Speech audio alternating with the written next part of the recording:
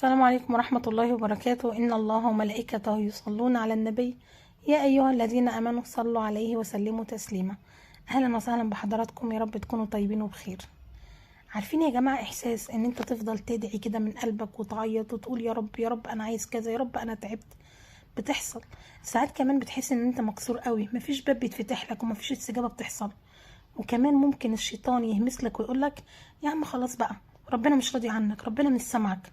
بس لا، العكس صحيح، ربنا سبحانه وتعالى سمعك وشايفك وبيجهز لك حاجة أحسن من اللي كنت انت بتطلبها.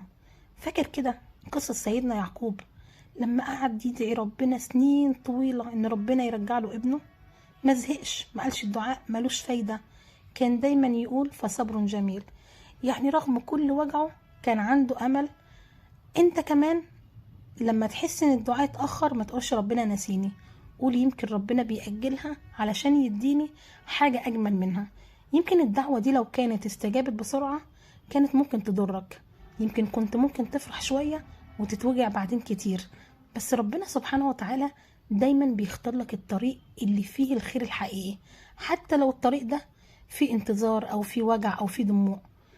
ساعات يا جماعة ربنا سبحانه وتعالى بيأجل الدعوة عشان كمان ممكن يكون عايز يسمع صوتك أكتر، عايز يعرف إن أنت مش بتدعي له علشان مصلحة، لا أنت بتدعي لربنا سبحانه وتعالى لأنك بتحبه ومؤمن إن مفيش حد غيره ممكن ينفعك.